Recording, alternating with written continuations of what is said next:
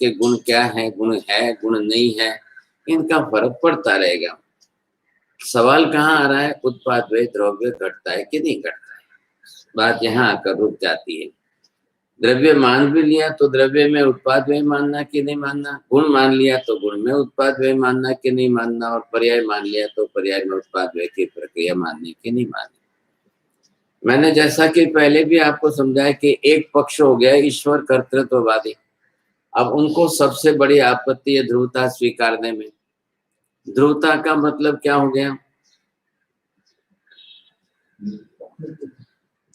ध्रुवता का मतलब क्या हुआ। अब इसको पदार्थ स्वरूप की दृष्टि से विचारो तो क्या अर्थ करेंगे, काल की कालिक दृष्टि से विचारो तो क्या अर्थ करेंगे। पदार्थ ध्रुव है, पदार्थ त्रिकालिक नित्य है। बिना काल के बोलो, कौन सा वाक्य बोलेंगे आप। पदार्थ विद्यमान है, काल बीच में न लाते हुए जो पहले आपने सीखा था अनुत्पन्न अविनाशी, क्या है अस्तित्व विद्यमानता, अब ये जो स्पष्टता है वो पहले होनी चाहिए। तो ये पदार्थगत मूल स्वरूप का ध्रुवत्व आया, क्या है अक्षय स्थिति। तो वहां पर जब स्थिति वो टाइम कालवाची है, अब उसको अक्षय कर दिया तो काल बीच में से निकल गया। पदार्थ का मूल स्वरूप ही अस्तित्व रूप में है। अस्तित्व का द्योतक शब्द यहाँ पर कौन सा है, अस्थि का है। अस्थि काय में अस्थि शब्द क्या है, अस्तित्व का द्योतक है। कैसा अस्तित्व, इसके लिए आगे का शब्द है काय। अब ये बहुत पहले की बात है, मैं वापस लेटने जाऊं तो टाइम जाएगा। काय शब्द किसके लिए है, काय शब्द का अर्थ क्या, बस काय शब्द का सीधा अर्थ है प्रदेश समूहात्मक पिंड। इस स्वरूप में जिसका अस्तित्व है उसको अस्थि शब्द से द्योतित किया है, और वो अस्थि शब्द किसका है, ध्रुवता का द्योतक। क्या है अस्थि शब्द, अस्तित्व का वाचक। अस्तित्व कैसा है वो काय शब्द से लिया, मतलब क्या हुआ, प्रदेश समूहात्मक अस्तित्व जिसका सदा है उसको आप संज्ञा देंगे ध्रुवता। जब भी ध्रुव का मतलब क्या है, ध्रुव किसको कहते हैं, ध्रुव मतलब क्या, जब ये स्पष्ट आए तब आपको ये कहना है प्रदेश समूहात्मक पिंड में सदा अस्तित्व बना रहे, ऐसे को विद्यमान, और उसी का वाचक शब्द है सत। अब आप उसको काल में जोड़ना चाहो तब आप बोलो त्रैकाली, तब आप बोलो अनादि अनंत। पहले क्या था, अनुत्पन्न अविनाशी, ये एक पदार्थ स्वरूप में है, ये कालवाच। अब हो गया ऐसा मिक्स हो गया है कि किसी को समझ में नहीं आता। ऊपर ऊपर से देखने में आपको ये कालवाची और पदार्थवाची दोनों, आप ये तो पांचों पदार्थ है, इसमें तो काल नहीं है। क्या है, काल तो इनकी गणना करने के लिए, मापक द्रव्य के लिए उपचारित द्रव्य है, इनका व्यवहार आप काल में करोगे तब ऐसा ऐसा वाक्य बोलेंगे। लेकिन पदार्थ अपने आप में कैसे हैं, अकाल। अकाल मतलब काल जिसको लगता ही नहीं है उनको ध्रुव कहते हैं। काल जिसको लगता ही नहीं है मतलब क्या, काल कितना भी बीत जाए तो भी पदार्थ के अस्तित्व में द्रव्य स्वरूप की ध्रुवता में कोई फर्क नहीं पड़ता। ये शब्द बोलो, काल कितना भी परिवर्तित हो जाए लेकिन द्रव्य स्वरूप की स्थिरता, परिवर्तित क्यों बोला, काल कितना भी बीत जाए, हाँ हाँ तो भी द्रव्य के अस्तित्व में कोई फर्क नहीं पड़ता। बस अब द्रव्य स्वरूप जो है, पहले ये देखो, अब ये कौन सा द्रव्य है यहाँ पर, आकाश। हाँ, अब ये आकाश द्रव्य है। अब इस आकाश द्रव्य को मैंने ये लंबा क्यों किया बाहर, हाँ, ये बाहर का भाग जो अलोकाकाश और ये लोकाकाश है। अब इसके अंदर उपमा प्रमाण आदि किसी भी स्वरूप में अनंत काल में कुछ भी फर्क पड़ने वाला है नहीं। अब ये क्या हुआ, धर्मास्तिकाय अधर्मास्तिकाय दोनों एक सरीके ही हैं, दोनों एक ही है ऐसा नहीं बोलना, दोनों एक सरीके। अब दोनों द्रव्य है, अब इनका माप प्रमाण सब कुछ फिक्स हो गया, स्थिर हो गया, और इसी रूप में इसकी ध्रुवता हो गई। अब ये ध्रुवता आपको इस रूप में सब पदार्थों के अंदर देनी। ध्रुवता क्या है? पदार्थ के अस्तित्व की द्योतक है। आप लिखो,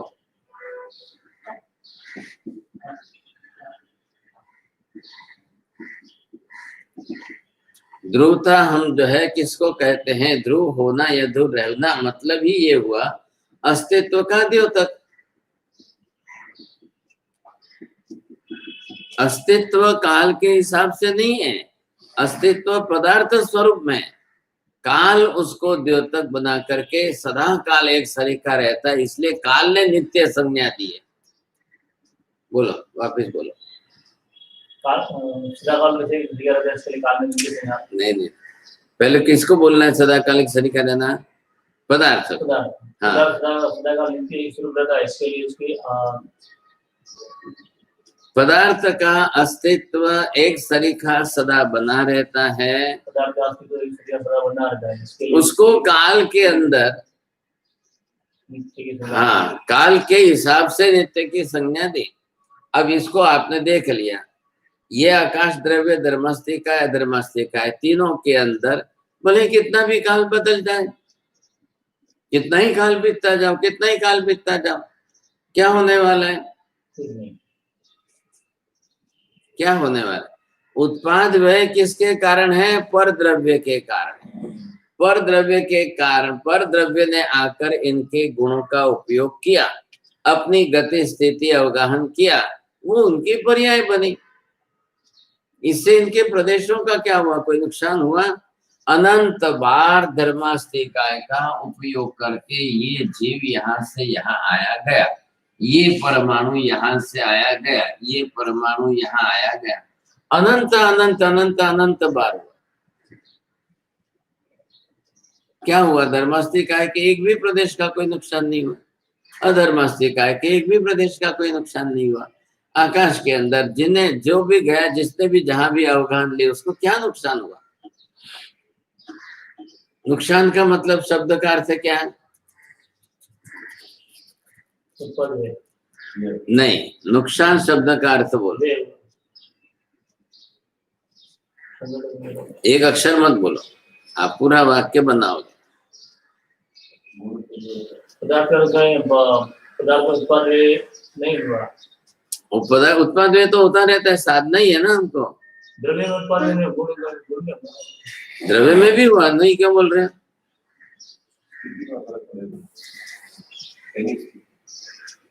ना, नुकसान मतलब शब्द का अर्थ बैठाओ, यहाँ की भाषा चाहिए। पदार्थ के स्वरूप में हानि नहीं, ये आप सब ऐसा शब्दार्थ करेंगे, फिर क्या द्रव्यानुयोग का मतलब रहा? अभी वो तो होना ही है ना, पर्याय परिवर्तन तो होता ही होता। अभी आपको क्या हुआ? इसके प्रदेश रचना है कि नहीं है? अब इसके प्रदेश भी है और इसके भी प्रदेश है, अधर्मास्तिकाय के भी प्रदेश है। अब प्रदेश रचना की संख्या इसकी कितनी आई? ये असंख्य आई, इसके असंख्य प्रदेश, इसके अनंत प्रदेश। अब क्या इसमें वृद्धि हानि क्या हुई? एक प्रदेश बढ़ा क्या? एक प्रदेश घटा क्या? एक प्रदेश टूटा क्या? कुछ भी नहीं हुआ। इसको बोलते हैं नुकसान नहीं हुआ। नियम ये, व्याख्या ये बना। अब कितना काल बीता है? अनंत अनंत काल बीता। कितनी बार पर उत्पाद व्यय हुआ है? अनंत अनंत बार उत्पाद व्यय हुआ है। अब उत्पाद व्यय तो किसका हो? पर द्रव्य संयोगिक। यहाँ इन तीन का ग्रुप है ये, पर द्रव्य संयोगिक। अब इतना उत्पाद व्यय होता रहा, इनके प्रदेशों का कोई नुकसान नहीं। अब ये कपड़ा में वापरू तो 12 साल भर में फटेगा कि नहीं? ये इसका व्यय हुआ। क्या हुआ? परमाणु बिखरेंगे, फटता जाएगा, तो ये दोरा इधर गया, ये धागा इधर गया, ये फटा, ये फटा, इसका पर्याय इसका व्यय हुआ। नुकसान हुआ। अब वो भी नुकसान कैसा है वो स्पष्ट करना है। यह 3 ग्रुप करो। 3 ग्रुप का मतलब क्या है? अब ये इन 3 का एक ग्रुप हो गया, ये एक ग्रुप हो गया। अब इधर जो है ये दूसरा ग्रुप करो। अब ये ग्रुप किसका हुआ?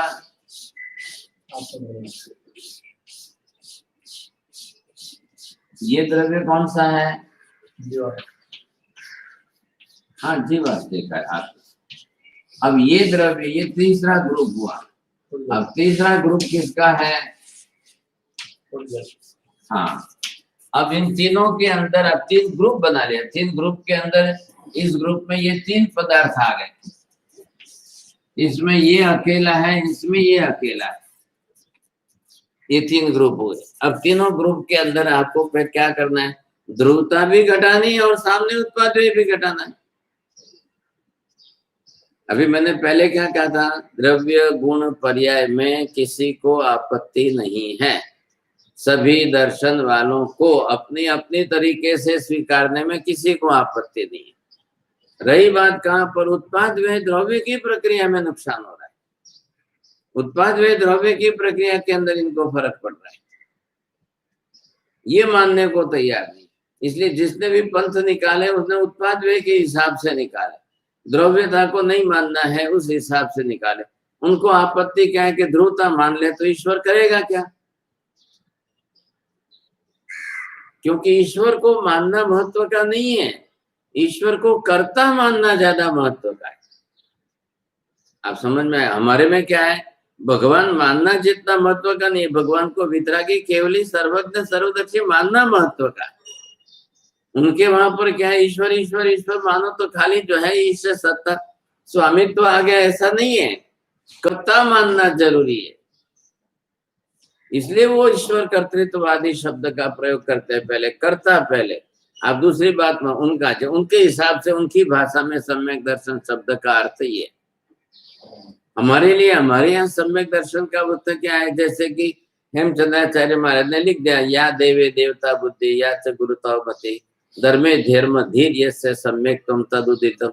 भले ही व्यवहार ने की व्याख्या की है, लेकिन कार्य कारण भाव जोड़कर गुणवत्ता को सामने लिया। या देवे देवता बुद्धि तो मतलब क्या? वितरागी के अंदर ही, केवली के अंदर ही आप जो है देव तत्व की जो है बुद्धि बनाओ जी। आपने ये गुण निकाल दिया और फिर देव तत्व की बुद्धि बनाओ तो विपरीतता हो जाए उनके हिसाब से। अब कर्तृत्ववादी जो है उनके हिसाब से उन्होंने व्याख्या ऐसी बना दी। नहीं, आप खाली ईश्वर ईश्वर नहीं करोगे। जब भी ईश्वर शब्द बोलो तो अब कर्ता कर्ता। હવે તમે દેરાસરમાં જઈને ભગવાનની સ્તુતિ કરો તો હે સર્વજ્ઞ વિભુ પ્રભુ આ જગતમાં तुझ समा बीजा को नहीं। अब आप बोलते रहोगे, आपको पहले गुण दे करके गुण स्तुति करनी है। उनको क्या बोलना है? हे सृष्टि नो उत्पाद करना वे सदा तमे करो छो ने नाश करता प्रभु तने वंदन हूँ सदा करो छो। अब उनको बोलना है तो पहले ये हेतु देना है, उनको पहले ये हेतु दो तो लगेगा हाँ बहुत ऊंचे सम्यक दृष्टि है, बहुत ऊंचे सम्यक दृष्टि, इनकी सम्यक दर्शन की श्रद्धा बहुत ऊंची। और जैन दर्शन ने सर्वथा इसको मिथ्यात्व कह दिया, और वो लोग जैन दर्शन की श्रद्धा को सर्वथा मिथ्यात्व कहते हैं। आप आंख खुली रखो। अब ये क्यों कर रहे हैं? अब वो इनकी दृष्टि से जैन दर्शन को मिथ्या कह रहे हैं। ये लोग कर्तृत्व तो नहीं मानते। उदयनाचार्य ने क्या किया? आत्मसिद्धि के अंदर जो है वहां पर सबसे पहले कर्तृत्व को साधने के 10 अनुमान पहले दिए। इतना भार दिया कर्तृत्व साधने में। अब आपको वो अभ्यास नहीं है तो आप दार्शनिक क्षेत्र में आओगे तब जाकर के इतना भार उन्होंने कर्तृत्ववाद पर दिया। और जब वैदिक काल में जाओगे, जब दर्शन शास्त्र नहीं थे और वैदिक परंपरा का प्रचलन वहां था, तब उन्होंने कर्तृत्ववाद पर इतना जोर नहीं दिया था, वेदोक्त वाणी को मानने पर इतना जोर दिया। तो 2 मत उनके अंदर चलते हैं, वेदगत श्रद्धा और कर्तृत्वगत श्रद्धा। ख्याल है? वेदगत श्रद्धा में आप वेदोक्त विषय को श्रद्धा का केंद्र बनाओ। वेद वचनम एवं सर्वज्ञ वचनम, हमने क्या कहा उसकी तुलना में? जम जम जिनेहिं पवेयम तमेव निसंकम सत्यम। ख्याल है? हमने ये क्यों शब्द प्रयोग किया? उन्होंने उस जगह पर वेदोत्तम शब्द, क्योंकि वेद को अपौरुष से मानने वाले मीमांसक आदि है। जी। अपौरुष से मानो तो वेद की महिमा जाती है, और ईश्वर को नित्य मानो तो वेद की महिमा घटती है। दोनों तरफ उनको तकलीफ है, इसलिए दो पक्ष पड़ गए, मत पड़ गए वहां पर। दुनिया में सबका मिथ्यात्व किस किस प्रकार का कैसा है, ये भी ढूंढ निकालना पड़ेगा। इस तरह से करोगे तो मिथ्यात्व के अनंत प्रकार हो जाते हैं। हम तो खाली व्यवहार नहीं से औपचारिक रूप से जो है मिथ्यात्व के भेद बता रहे हैं। जावय वयन पहा तावय चेवहुंति नयवाय, ये किसका सूत्र है? सन्मति तर्ककार का। तो वो क्या कह रहे हैं? जितने वचन प्रयोग है, वाक्य प्रयोग है, जितने वचन प्रयोग है, उतने ही सब नयवाद, और जितने अलग अलग नयवाद अलग अलग जाएंगे, एक दूसरे का विरोध करेंगे तभी नए बनेंगे। एक अपना अपना स्वतंत्र नए करेंगे तब बनेगा, तो वो सब जाकर मिथ्यावाद बन जाते। ये तकलीफ हो गई। स्याद्वाद मिथ्यावाद नहीं बनता है, नयवाद मिथ्यावाद बन सकता है। क्यों नहीं बनता है? साधवाद में सभी भंग एक दूसरे की अपेक्षा रखते हैं, वो सबकी अपेक्षा के साथ जुड़े हुए हैं, इसलिए उनको कोई चिंता नहीं है। नए क्या करते हैं? एक दूसरे का खंडन करके अपना अस्तित्व स्वप्रसिद्ध कर, तो नए में स्वभाव ज्यादा है, स्याद्वाद में ज्ञान सही है। स्वभाव के साथ स्याद्वाद नहीं चल सकता है, नयवाद स्वभाव के साथ चलेगा। कभी भी विस्तार से पुस्तक लिखो तो सब दृष्टिकोण से लिखना, और विस्तार से उसको एंगल एक एक नए से स्पष्ट समझाना, तो बात बैठेगी। क्यों भगवान ने स्याद्वाद की बात की? मानसिकी हिंसा अपि न स्यादिति स्याद्वादः, असत्य से प्रयोगावश अवकाश एवं नास्ते। अब ये जाकर के उसको स्याद्वाद की बात है। अब वहां असत्य का अंश ही नहीं बचा, क्योंकि एक वस्तु के एक धर्म को लेकर के वो सप्तभंगी पूरी कर रहे हैं, और उसी प्रकार की वाक्य रचना करके विधान करेंगे। ये प्रक्रिया नए बात नहीं से कर सकते, बात इतनी सी। चलो अभी इधर क्या बनाया मैंने? 3 ग्रुप अलग हुए। अब 3 ग्रुप अलग क्यों किए? हाँ, ये तीनों जो है, ये तीनों प्रवाह, इनमें भी परिणमन होता है, उत्पाद वे तो होता है, पर संयोगिक उत्पाद वे होता है। ये दोनों आकर के जीव पुद्गल आकर के इनके अंदर गति स्थिति अवगाहन करे तो उत्पाद वे होगा, तो पर्याय परिवर्तन होगा, नहीं तो नहीं होगा। अब इन दोनों के अंदर का रूप अलग ही है, ये दोनों ही सक्रिय द्रव्य है, और इसके अंदर रूपांतर परिणमन होता रहेगा। अभी इन्होंने क्या किया है? यहाँ आते आते विषय क्या बदला है? पहले उत्पाद बताकर उत्पाद के भेद किए, व्यय बताकर व्यय के भेद किए, अब ध्रुव बताकर ध्रुव के भेद करेंगे। होता है तो उत्पाद व्यय द्रव्य ही हो रहा है ना। अब ये इनको परस्पर विरोधाभास कहाँ लग रहा है? आप ध्रुव मान करके उत्पाद व्यय मान रहे हो, इसलिए उनको विरोधाभास लग रहा है। आप उत्पाद व्यय मानते हुए भी ध्रुव मान रहे हो, ये उनको उत्पाद जो है विरोधाभास लग रहा है। ये ऊपर की स्थूल दृष्टि है। उनको ये समझाया गया कि मूल द्रव्य रूप में सदा काल नित्य रहता है, उसके अंदर पर्याय का परिवर्तन होता रहता है। इतनी सी स्पष्ट बात को वो लोग स्वीकारने के लिए तैयार नहीं है। वो बोलते हैं आपका उत्पाद व्यय और द्रव्य ये परस्पर विरोधी व्यवस्था है। तो परस्पर विरोधी कैसे बैठेगा? और दृष्टांत देते हैं, कैसा दृष्टांत? यथा तम प्रकाशय और विरोध। ख्याल है क्या? अब ये उपपुद्गल द्रव्य को स्वीकार कर पूर्ण गलन का स्वरूप स्वीकारने को तैयार नहीं है, इसलिए उनको स्पष्ट ही नहीं हो रहा है। अभी यहाँ अंधेरा है और अभी सूर्य उदय होते ही प्रकाश आएगा तो क्या होगा, पुद्गल के परमाणु तो वही है, वर्ण गंध रस स्पर्श ही तो उसके साथ में जुड़ा हुआ है, वर्ण बदल जाएगा तो पुद्गल का वर्ण है कि नहीं है, तो वो भी परमाणु है। अब परमाणु अपने वर्ण वाले हैं, तो इस समय परमाणु कौन से वर्ण वाले हैं, कृष्ण वर्ण वाले, इसलिए अंधकार का वर्ण हमेशा कृष्ण रहेगा। कृष्ण मतलब काला। और जैसे ही प्रकाश फैला तो उस प्रकाश के अंदर तेज है, और वो तेज फैलते हुए इस अंधकार के परमाणुओं को बदलना पड़ेगा।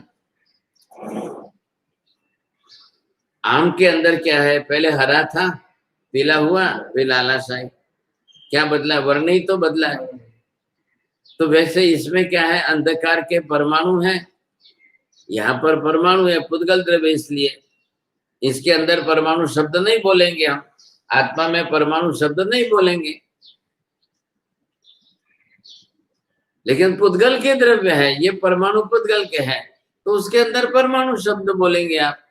अब परमाणु में क्या हो रहा है, स्वतंत्र परमाणु वो जुड़ करके द्वैणु त्रैणु चतुर्णु पंचाणु बन के संख्याणु और असंख्याणु और अनंताणु, एक स्कंध जो बनेगा वो किसमें से बनेगा, परमाणुओं के संयोजन से स्कंध बनता है, और स्कंद के विघटन से वापस परमाणु पर्याय बदलती रहती है। दो वाक्य बोलो। परमाणु के संगठन में स्कंद बनता है और संगठन का विघटन होने से वापस परमाणु बनता है। अब स्कंद में से वापस विघटन होकर, ये है उसका पर्याय परिवर्तन। ख्याल आया? अब इसमें मूल द्रव्य परमाणु नष्ट होने का सवाल कहाँ है, तो वो ध्रुव रहेगा अपने आप में। एक बार में अगर परमाणु खत्म हो गए, नष्ट हो गए, तो दूसरी बार कहाँ से आएंगे। अगर बत्ती जली तो क्या हुआ, जल करके राख बनी, राख बन करके नीचे गिरी तो है, अब वो राख उड़ करके भी जा तो रही है ना, नष्ट कहाँ हुई। पर्याय परिवर्तन है। अब इस पर्याय परिवर्तन को इतना घूंट घूंट करके आप देख लो। अब कुरगड़ु मुनि जो है दूसरे तपस्वियों का थूका हुआ कफ का भाग लेकर के पहला कौलिया खा रहे, ये तो हुई बाह्य क्रिया, ये लिया, ये उठाया, मुंह में डाला, खाया। अब मेरे मुंह में वापस जो कफ जब आ जाता मैं भी निगल लेता हूं, तो ये भी मैंने भी तो कफ खाया कि नहीं खाया। अब वो धारा किसकी चढ़ी, ज्ञान धारा ऊपर चढ़ गए। अरे छे सुहा बधु पुद्गल ने तो पर्याय, क्या है ये पुद्गल की पर्याय। अब लोग जाकर रास्ते पर कफ थूक देते तो कौवा आके खा लेता है, वो उठा के खा लेता है। अब मनुष्य में कफ के एक अंश इधर से दूसरे में चले जाए तो दूसरे को इन्फेक्शन हो जाता है, और वो पूरा ही खा लेता है, तो उसको तो बुखार नहीं आता है, कुछ भी नहीं होता है। लाखों लोगों कोरोना में गिरे थे, एक कुतरू नहीं मर्यु काका, बोलो, एक कुत्ता बिल्ली एक जीव एक जानवर नहीं मरा, एक कबूतर नहीं मरा, और लोग मनुष्य मर रहे इतने सब। और रोज ये मास्क लगाना, क्यों लगाना, कि एक थूक का अंश किसी को उड़ गया तो दूसरे को हो जाएगा। तो ये प्राणी लोग, इनको कुछ नहीं हो रहा है। अब उनकी इम्यून सिस्टम इस प्रकार की है, ख्याल है कि नहीं, उनका इम्यून सिस्टम इस प्रकार की स्ट्रांग है कि उनको जो जाकर के असर नहीं हो रही। मनुष्य से ज्यादा स्ट्रांग, बहुत ज्यादा मतलब क्या, क्योंकि वो बेचारे पिज्जा पास्ता कुछ भी नहीं खाते, मैदा नहीं खाते, खाखरा नहीं खाते, तला हुआ नहीं खाते। आप तो सब तला हुआ तो सब खाते हो कि नहीं, तली हुई चीजें आती है, सबकी आती है। हाँ, बंद करके रखा है, अच्छी बात है, समझदारी। हाँ, वही तो बात है ना, समझे। सात्विक भोजन करता है, मानना कि कोई व्यक्ति करता है तो भी क्यों, तो भी वो बीमार पड़ता है, तो भी अटैक आता है। हाँ, मुझे तो हमारे भोजन से हमारा गांव में सत्व रहती है। हाँ, तो एक कुतरवड़ी कौन खाएगी, कुतरवड़ी चुकाई, एक रोटली खाए से हमारे घर में जैसे बनी हुई हो, खाखरा हो, वाखरा हो, खाखरा दूध, वो भी क्या खाता है, तो कारण लिखो, प्रश्न लिखो आप, अगले साल पूछ के भेज देना। अब है कि नहीं प्रक्रिया। तो परमाणु पुद्गल द्रव्य अलग क्यों पड़ा, इनसे अलग क्यों पड़ा, सबसे अलग क्यों पड़ा, एक शब्द में बोलना है आपको। हाँ, इनका शब्द मत बोलो, आप आपका बोलो। संयोजन वियोजन के कारण। और दूसरा पूर्ण मिलन।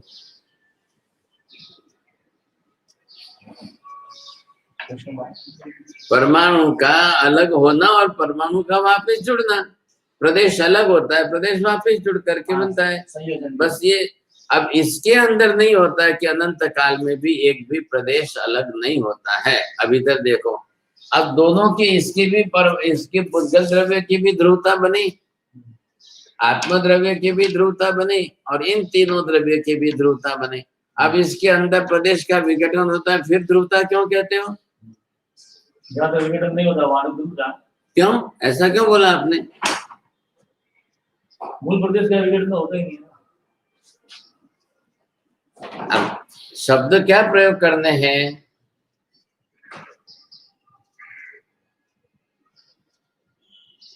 आपने ध्रुवता बताई और पुद्गल के भी ध्रुवता बरोबर बनी रहती है, इसका कारण क्या देंगे?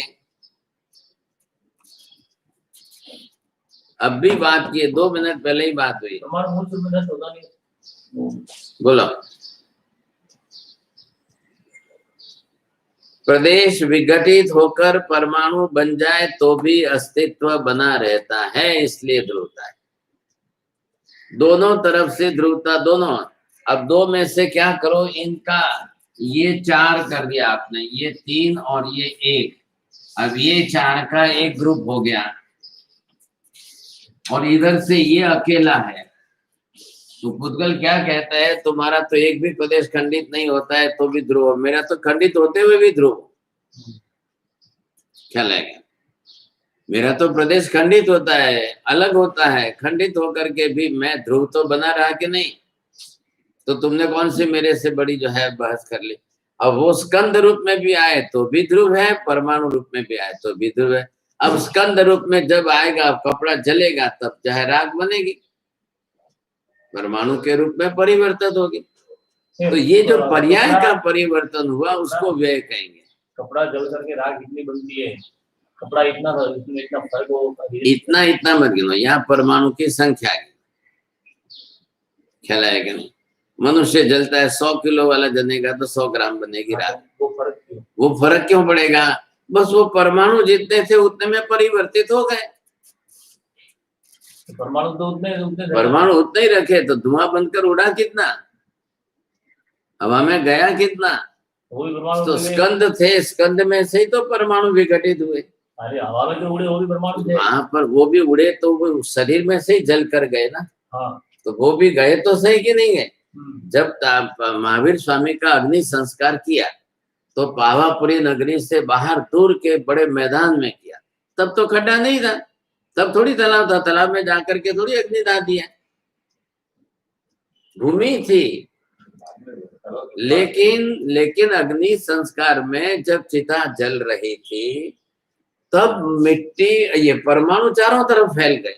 हवा तो थी कि नहीं, हवा में तो फैलेंगे, धुआं तो इधर से उधर जाएगा। अब वो इधर से उधर भी गया, उधर से उधर भी गया, इधर से इधर गया। अब हजारों लोग थे, वो चारों तरफ से मिट्टी उठाने लगे। अब देवता तो 4 दाढ़ा ले गए, अब दाढ़ा तो 4 ही है, उसके सिवाय तो कुछ बचने वाला नहीं था। अब पब्लिक, बाकी की पब्लिक ने क्या सोचा? हाँ भाई, इधर भी आकर के इसी धुएं की मिट्टी तो इस पर भी गिरी है ना, ये जमीन है, इस जमीन के ऊपर ही गिरे, चलो हम इतनी इसमें से लेते हैं, इसके परमाणु आए, हम इसमें से इतने लेते हैं, इसके परमाणु आए। अब परमाणु की महत्ता कितनी है, क्योंकि भगवान का पूरा शरीर ही कैसा बना हुआ है। आप बोलते हो ना भक्तामर में, यही शांत राग रुचि भी परमाणु विश्वम, बोलो इसका अर्थ बोलो गाथा का, और इस भाषा में बोलना अर्थ।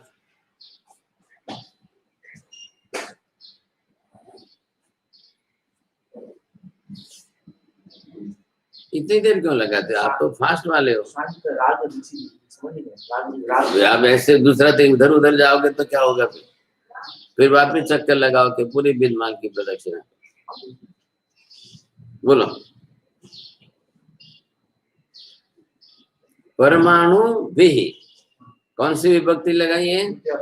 बरोबर। अब परमाणुओं से निर्मापित निर्माण किया हुआ है। हाँ, आपने क्या निर्माण किया है? वो नहीं ललाम, वो विशेषण दिया, बरोबर। अब आपने आपका शरीर जो बनाया है वो परमाणुओं से बनाया। अब कैसे परमाणु, उसका विशेषण दिया। हाँ, वो शांत राग रुचि भी परमाणु विशेषण। वो कैसे है? त्रिभुवनई कललाम भूत। शांत राग क्या राग? अब वही तो आप कोशिश करो ना समझने। शांत रस के परमाणु जिसमें है उसने सब लेकर के आपने शरीर बना दिया। अब उसके कारण आपके अंदर जो है इतनी शांतता आ गई कि राग द्वेष होता ही नहीं। अब हमारे जैसे क्यों नहीं बना सकते? तो उपमा क्या दी उन्होंने? अब जितने परमाणु थे उतने सब लेके आपने बना लिए, तो हमारे लिए बचा क्या?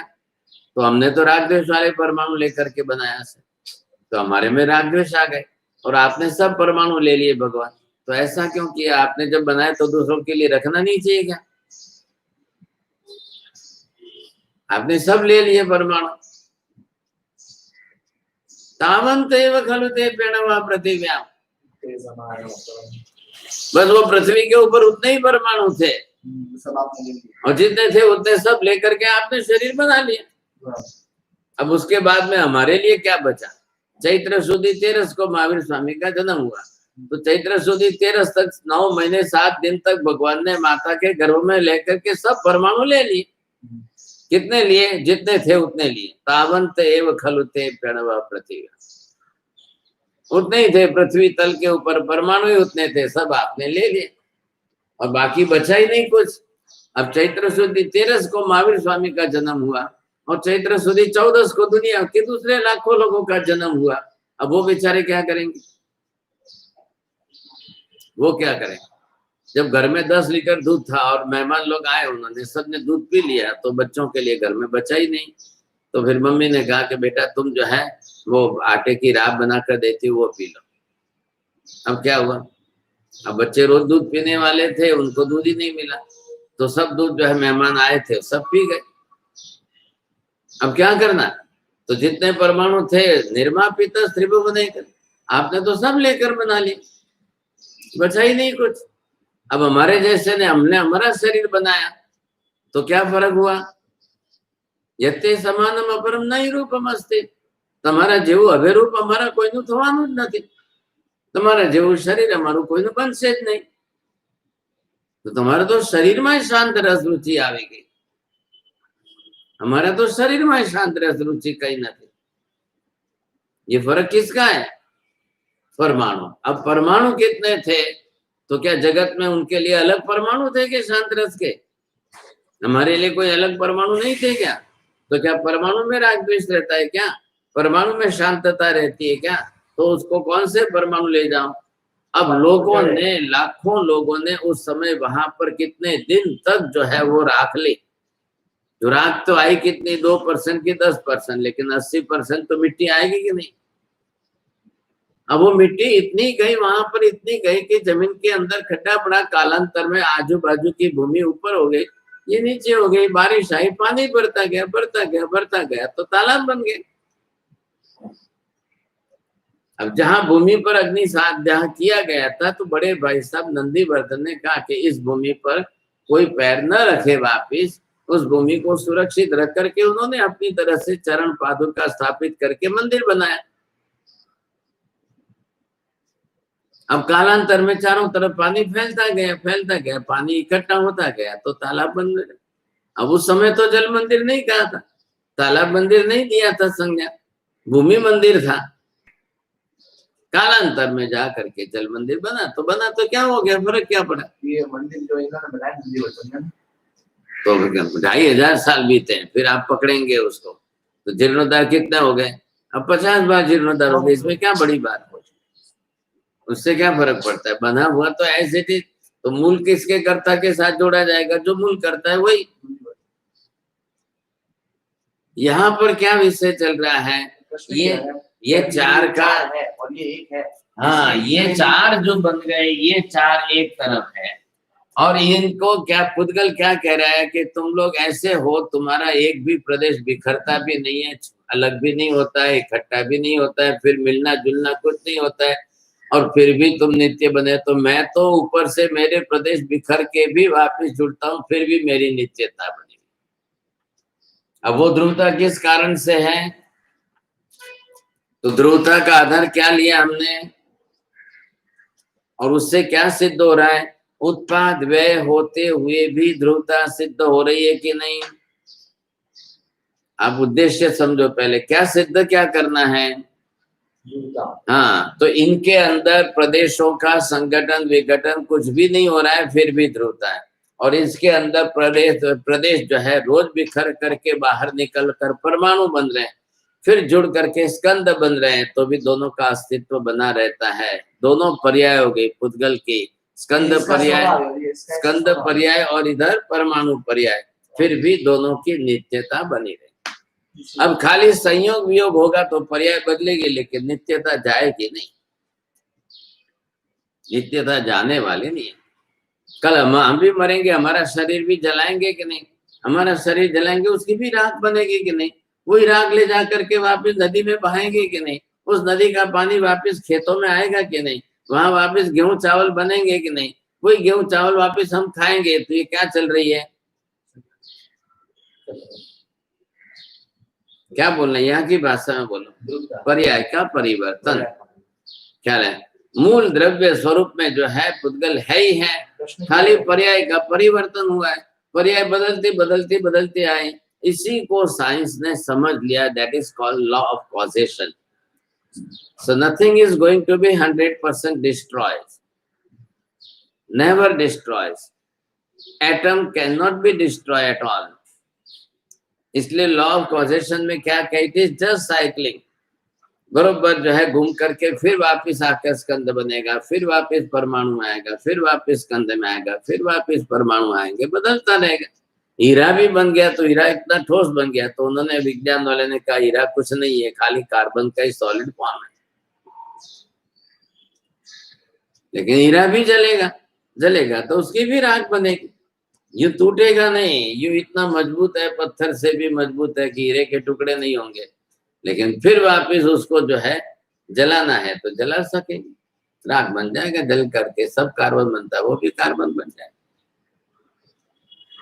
तो ये लंबा भाषा दिए भैया ते बनता है अंदर देश वैसा परमाणु से शुद्ध सार। और जो है ना, इसके स्कंद देश प्रदेश भेद, धर्म अधर्म आकाश और जीव, और इसके 4 भेद है।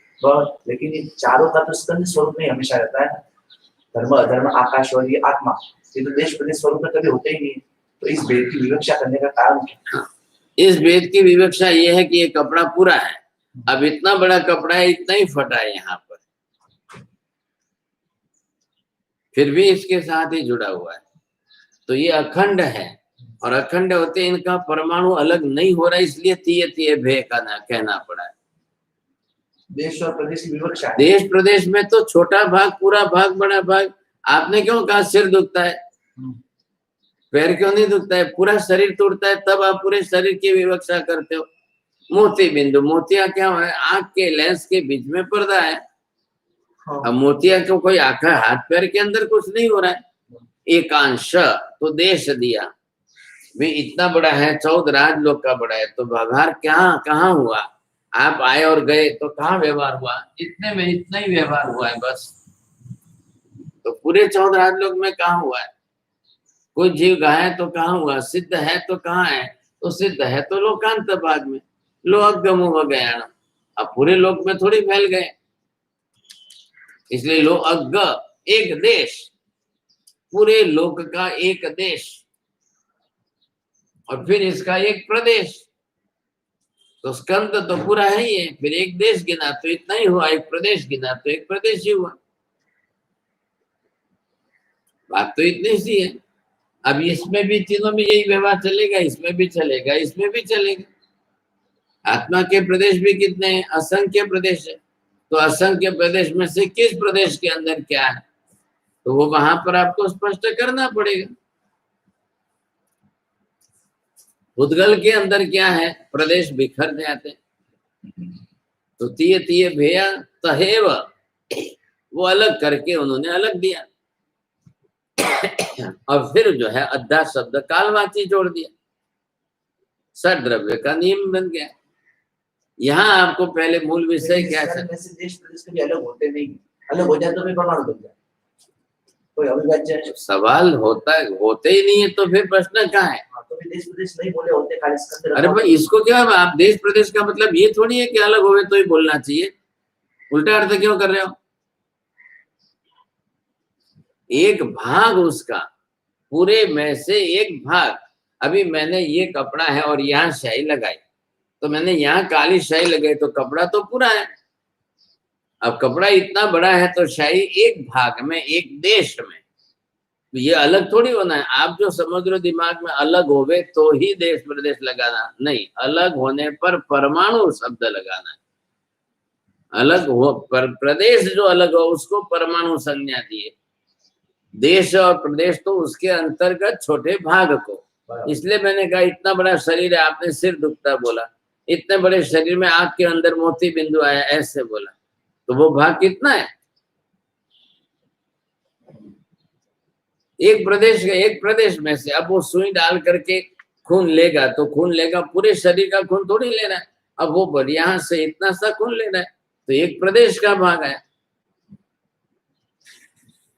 विभाजन होकर के अलग हो ये प्रक्रिया पुद्गल में, तो विभाजन होना मतलब व्यय होना, व्यय होने से पर्याय बदल गई तो वो अलग ही हो गया स्कंद से, इसमें वो प्रक्रिया नहीं होगी, इसमें अलग नहीं होगा, चारों में अलग नहीं होगा तो अखंडता बनी रहेगी। तो लेकिन उसके अब ये इतना बड़ा आकाश है, आकाश कितना है? अनंत है, असीम है और अमाप है, लेकिन यहाँ पर ही एक घटना घटी है। ये किस प्रदेश में हुई? अब पूरा अखंड स्कंद, एक भाग इतना देश और उसके इतने प्रदेश में वो घटना घटी, अलग नहीं हुआ है, खंडित होकर अलग नहीं, उसी के साथ जुड़ा हुआ भाग है वो प्रदेश, और पुद्गल में वो खंडित होकर के स्कंद से अलग हो जाता। अखंडता कहाँ बनी रही? अब किसी की गाड़ी चली, एक्सीडेंट हुआ, पैर की अंगुली गई, अंगुली जाने से उसको जीवन का कोई बाधा नहीं आई, तो एक अंगुली गई तो जीवन जी रहा है, चल रहा है। एक प्रदेश गया उसका, उतने ही भाग में गया, तो उससे उसका काम चल जाएगा। लेकिन अगर मूल स्वरूप में चला जाए तो फिर नहीं जिएगा। अब इसमें क्या है कि इसमें कोई आत्मा के प्रदेशों के अंदर है असंख्य प्रदेश। अब असंख्य प्रदेश में से ये भाग हो गया देश, एक हो गया ये प्रदेश, है तो अंदर ही है ना, अलग थोड़ी हुआ, अलग विवक्षा करके थोड़ी करा। आप दिमाग में से वो बात निकाल दो, खंडित होवे तो ही जो है देश प्रदेश कहना, नहीं तो नहीं कहना। क्यों, क्या ऐसे नहीं? वहां प्रदेश अलग, इसमें भी प्रदेश है। अब पुद्गल के प्रदेशों में से एक प्रदेश अलग हो जाए तब जाकर के उसको परमाणु संज्ञा देना, नहीं तो नहीं देना। अलग नहीं होना तो फिर नाम भी लेगा क्योंकि किसकी? में से परमाणु तो अलग नहीं होना, फिर भी उसको प्रदेश कहना। तो प्रदेश रचना तो है ना, अलग नहीं होना मतलब ये है कपड़ा बना है, अब इसमें धागे कितने लगे हुए हैं, तो बना किससे बना है? धागे से बना है ना, तो धागा में एक आड़ा एक खड़ा, एक आड़ा एक खड़ा, ऐसे धागे, ये प्रदेश। अलग होने के मतलब क्या हुआ? एक धागा अलग हो जाएगा तो एक प्रदेश छूटा पड़ गया। अब इनमें नहीं हो रहा है ये व्यवस्था, लेकिन रचना तो इसी प्रकार की, आत्मा के प्रदेशों की रचना भी इसी प्रकार की है, तो ही प्रदेश कहेंगे। फिर ये पिंडी भाव आ गया, अब ये पिंडी भाव आ गया तो अखंडता बन गई। अब इसके भी बने, इसके भी बने, आकाश की भी बनेगी, धर्मास्तिकाय की भी बनेगी। क्यों बने? देश नाम भी दिया, देश प्रदेश का। अरे भाई उसका छोटा भाग, तो जॉइंट तो है उसके साथ। अब जॉइंट है तो ही देश कहते हैं, जॉइंट नहीं होवे तो देश कहाँ से कहेंगे? अखंडता पूरे द्रव्य की है, उसका एक भाग ये हो गया, इसका एक भाग हो गया। आपने क्या क्या रास्ते चलते हुए संघटा हुआ, संघटा हुआ मतलब कपड़े का किनारा भी स्पर्श हुआ तो भी संघटा है कि नहीं? अब आप बोलो मेरा तो हाथ नहीं लगा, मैंने कहा हाथ लगाया, कपड़े का संघटा हुआ तो भी आपको उपवास का प्रायश्चित आएगा कि नहीं? तो वो कौन सा? एक प्रदेश, एक प्रदेश से भी तो आपको संघटक का दोष लग गया, दोनों भाग है। अब यहाँ पर आपको हेतु बदलना है, चला क्या नहीं। अब पर पुद्गल में आए तो हेतु बदला। अब आपको मूल विषय क्या समझना, उत्पाद व्यय सत्वे ध्रुवता कथम साध्यते, उत्पाद व्यय होते हुए भी ध्रुवता कैसे साधते हो। ये देखो आप पहले, उत्पाद व्यय की प्रक्रिया हो रही है और फिर भी आप ध्रुवता साध रहे हो, या ध्रुवता होते हुए भी आप उत्पाद व्यय कर रहे हो, ये इनके लिए जो है इनको विरोधाभास लगता है। अब 27वीं गाथा देखो, ध्रुव भाव थूल ऋजु सूत्र नो पर्याय समय अनुसार रे संग्रह नो ते त्रिकाल नो निज द्रव्य जाति निर्धार ले जिन वाणी प्राणी सांभो। अब ध्रुव भाव के अंदर की बात आई तो इसके अंदर हमने यहाँ पर दो प्रकार अलग अलग तरीके से किए। अब ये है ध्रुवता।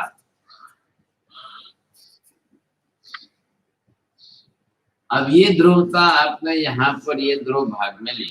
अब ये कहने के लिए भाषा के व्यवहार से जब हम करेंगे तब ये व्यवहार एक चलेगा ऋजु सूत्र नय से,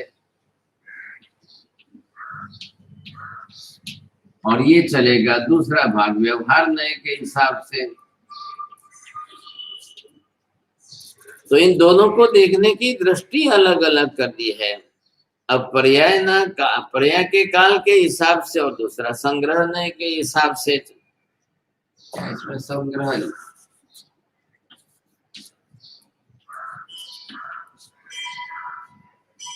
अब ये व्यवहार और इससे व्यवहार, अब दोनों के हिसाब से जितना व्यवहार जो करना।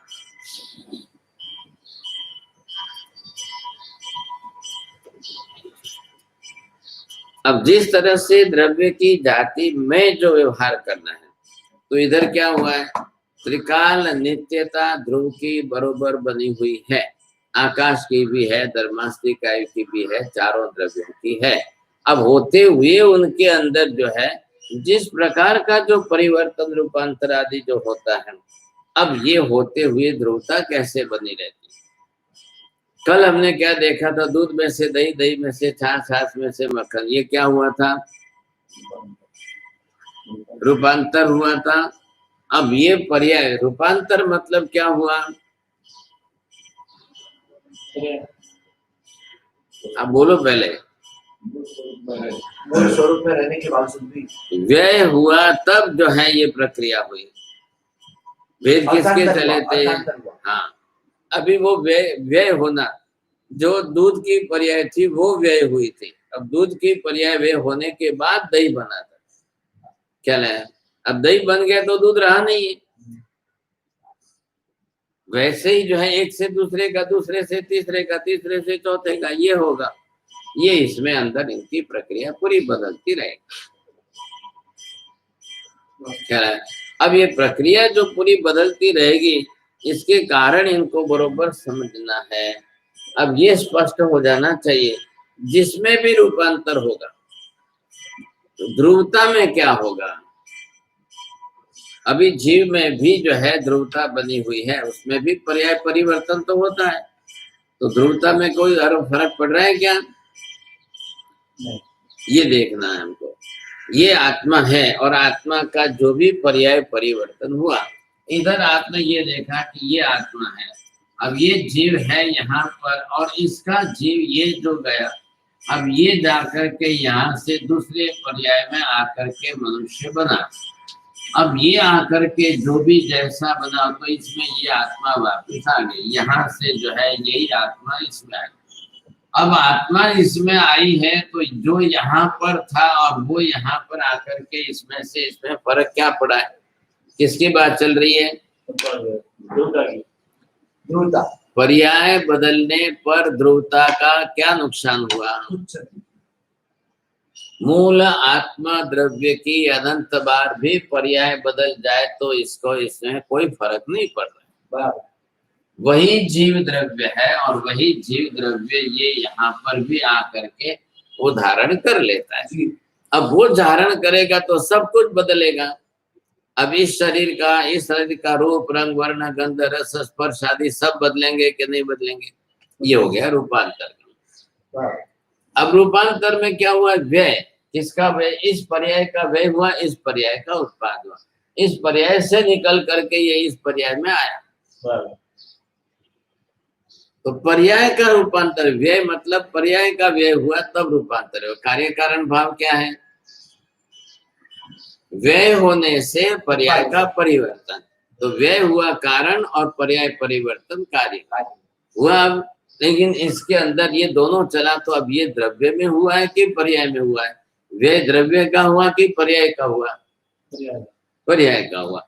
अब द्रव्य का व्यय नहीं हो रहा है, लेकिन हम उपचार व्यवहार किसमें करेंगे? तो पर्याय भी है क्या? एक द्रव्य जिस आकृति में ढला हुआ है उसको कहते हैं पर्याय।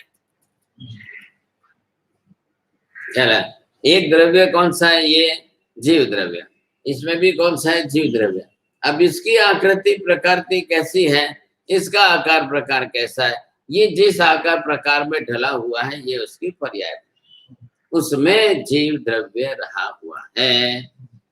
इसमें जीव द्रव्य इस तरह से रहा हुआ है, तो उसको कोई फर्क नहीं पड़ रहा है, कुछ भी नुकसान नहीं हो रहा है। जीव द्रव्य को कोई नुकसान नहीं हो रहा है। अब जीव द्रव्य जाकर के एक ढांचे में ढलेगा, क्या लगेगा? अब जीव यहां से वहां गया, अब इधर देखो, यहां से वहां गया, सब बदल गया। सब बदल गया मतलब शरीर और वर्गणा वगैरह सब बदल गई। ये यहाँ से जाकर के देव बन गया। चलो, अब देव बन करके वहां पर आए, तो यहाँ से गया क्या है? जीव गया, तो जीव के साथ कर्म गए, कर्म के संस्कार उसके साथ गए, तो यहाँ के कर्म के संस्कार वहां आएंगे कि नहीं? बराबर आएंगे। जीव के जो कर्मगत संस्कार है वो वहां पर भी बराबर आएंगे। अब इस परिस्थिति में क्या होगा? तो भले ही आवे, हमको जीव द्रव्य से मतलब है। ये आए तो दूसरा द्रव्य आया है, क्या लगे कि नहीं? पुद्गल द्रव्य के परमाणुओं का बना हुआ कर्म जो है वो जीव के साथ है। अब आए ख्याल में बात। अब इधर ये जो है ये पुद्गल द्रव्य है और ये जीव द्रव्य है। अब ये दोनों स्वतंत्र है कि नहीं? ये बीच में दीवार बनी है, देखो, तो ये पुद्गल द्रव्य संपूर्ण स्वतंत्र द्रव्य है, इधर जीव द्रव्य संपूर्ण स्वतंत्र, लेकिन दोनों ही अनंत काल से संसार के अंदर जुड़े हुए, मिले हुए, एक दूसरे के साथ संयोग संबंध से जुड़े हुए। अब ध्यान कर देना, परिणमन, ख्याल है कि नहीं? जो रूपांतर में भी परिणमन है, अर्थांतर में भी परिणमन है। अनंत काल से एक साथ में एक शरीर के जुड़े हुए होते हुए भी अनंत काल में इसके गुणधर्म इसमें नहीं गए, इसके गुणधर्म इसमें नहीं आए। जीव पुद्गल में नहीं बना, पुद्गल जीव में नहीं बना। आया ख्याल में? अब इन दोनों का संयोग और इन दोनों तीनों के साथ इनका संयोग, जैसे इनका संयोग तो कैसा है? बंध संबंध है, और इन तीन के साथ का संबंध कैसा है? स्पर्श स्पृष्टबद्ध संबंध। भाई अनंत काल से हम आकाश में ही तो रह रहे हैं, लेकिन आकाश के किसी प्रदेश के साथ आप चिपक गए क्या? आप ऐसे चिपक गए कि आकाश छोड़ता ही नहीं आपको। आकाश छूट से आप छूट नहीं रहे हो, अलग नहीं हो रहे हो। अब मैं क्या करूं साहब, चिल्लाता रहूं कि अरे अरे अरे आकाश के साथ ऐसा बन गया कि छूट ही नहीं रहा। ऐसा कभी हुआ ही नहीं है, किसी का नहीं हुआ है। क्यों नहीं हुआ है? बोलो, इसकी भाषा में बोलना है।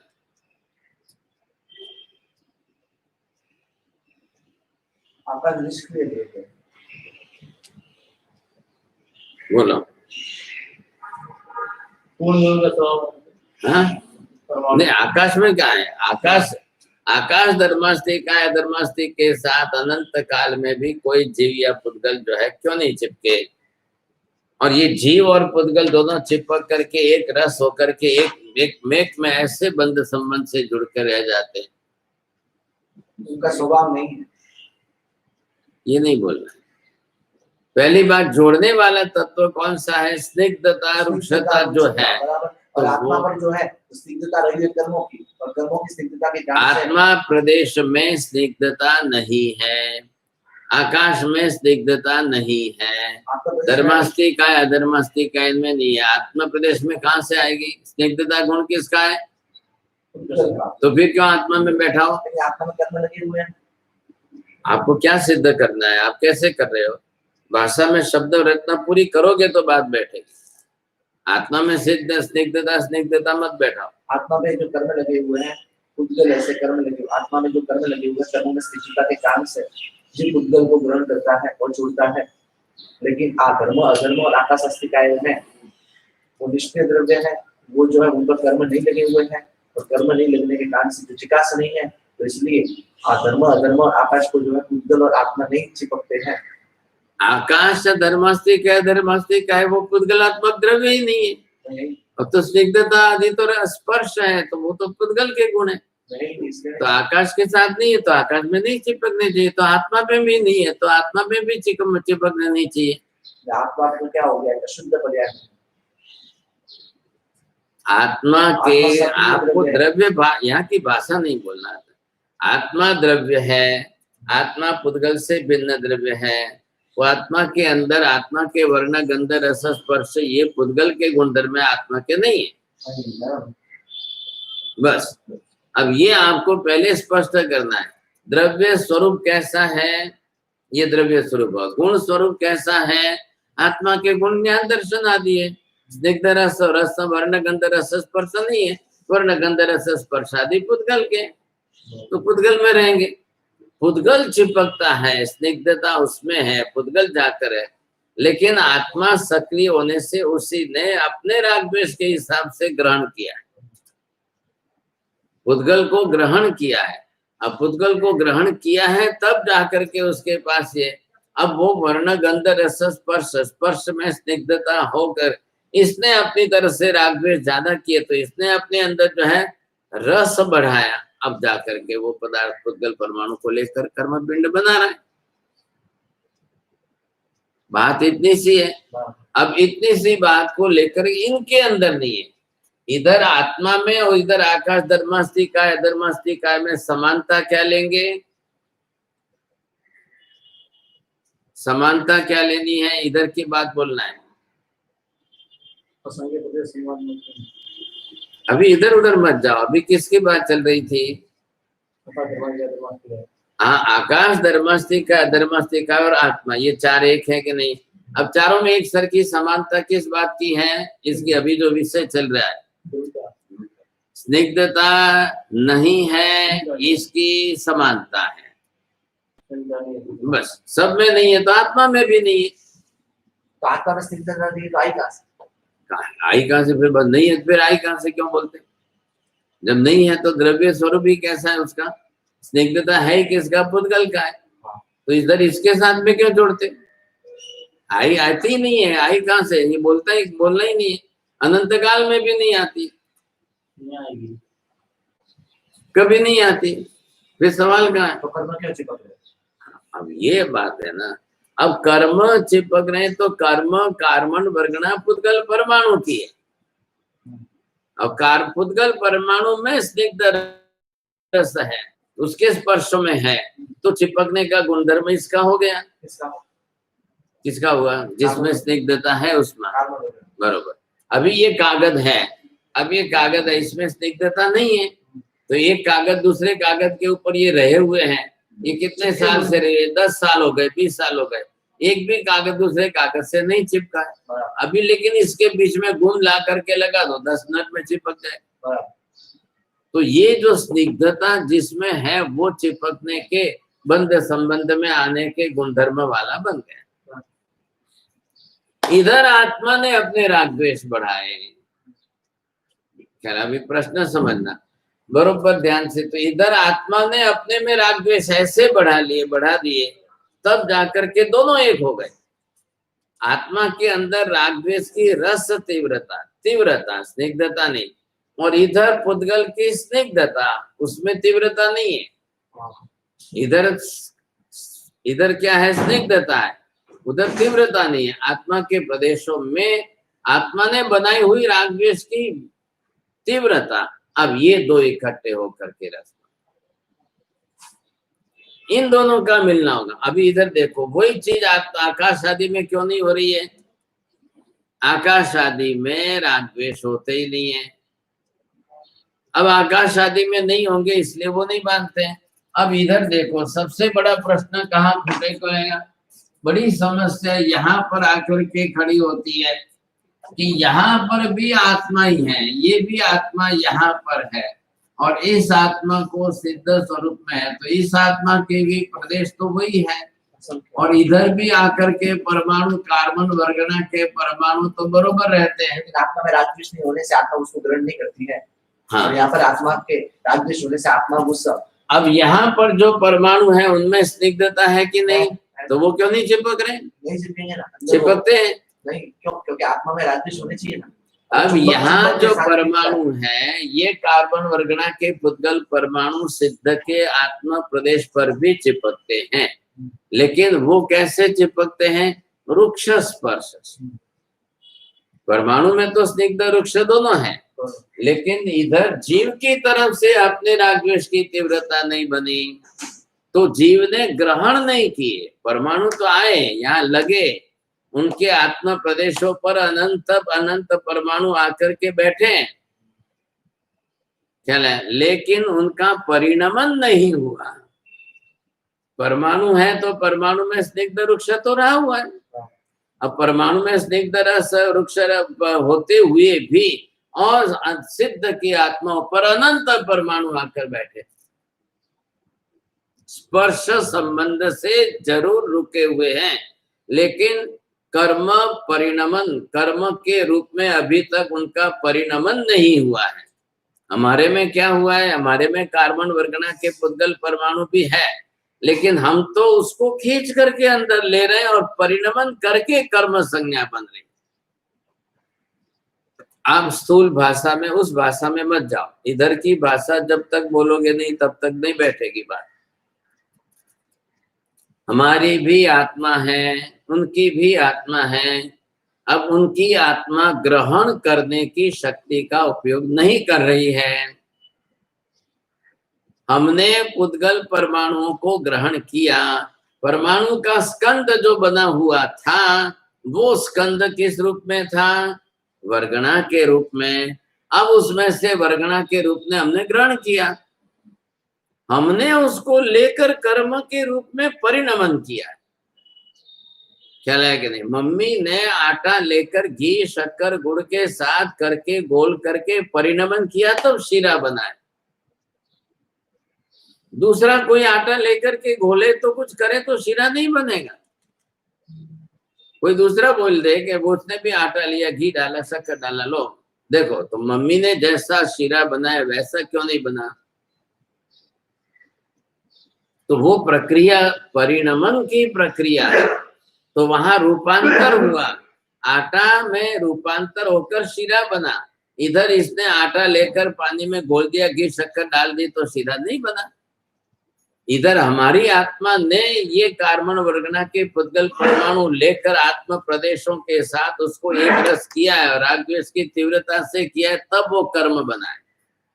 पहले ध्यान रखो, बाहर कर्म नहीं है, बाहर कार्बन वर्गना के रूप में है। ख्याल है कि नहीं? बाहर आटा आटे के रूप में ही है। अब उसको लेकर के बनाने की प्रक्रिया से शीरा बनेगा। आत्मा भी, हमारी आत्मा, संसारी आत्मा उन कार्बन वर्गना के पुद्गल परमाणुओं को ग्रहण करेगी, लेगी और फिर अपने राग द्वेष के साथ जोड़ करके परिणमन करेगी, तब कर्म की संज्ञा बनेगी। अब इतनी बड़ी व्याख्या लोग व्यवहार में नहीं समझते लोग। और ये कर्म का परिणमन रूप कार्य होने से कारण रूप में उन पुद्गल परमाणुओं को कार्बन वर्गना की संज्ञा दी गई। नहीं तो परमाणुओं को कोई संज्ञा नहीं है, परमाणु तो सभी एक तरीके परमाणु है। लेकिन परमाणुओं के गुण धर्म, ख्याल है कि नहीं? औदारिक वर्गना के पुद्गल परमाणु, श्वासोश्वास वर्गना के पुद्गल परमाणु, सब परमाणु है, लेकिन सबके अंदर स्निग्ध रुक्ष स्पर्श होते हुए भी सबका अलग अलग कम ज्यादा है। तो श्वासोश्वास की वर्गणा लेकर आत्मा प्रदेशों के साथ चिपकती क्यों नहीं है? भाषा वर्गणा के पुद्गल परमाणु आत्मा प्रदेशों के साथ चिपक करके पिंड क्यों नहीं बन जा रहे? मनोवर्गणा के पुद्गल परमाणु लिए तो वो आत्मा प्रदेशों के साथ एक रस होकर के पिंड क्यों नहीं बन जाते हैं? कार्बन वर्गणा के पुद्गल परमाणु आत्मा प्रदेशों के साथ चिपक करके कर्म क्यों बनते हैं? आप समझे कि नहीं?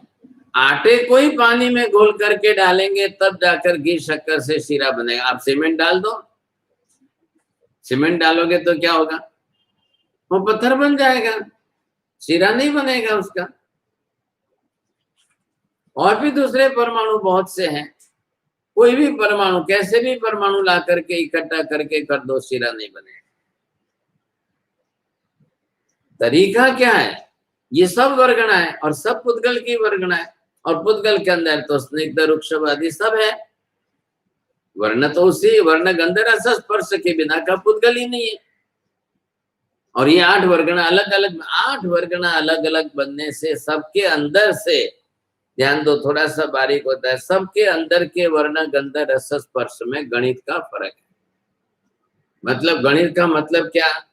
अब किसमें स्निग्धता कितनी है और किसमें रुक्षता कितनी है।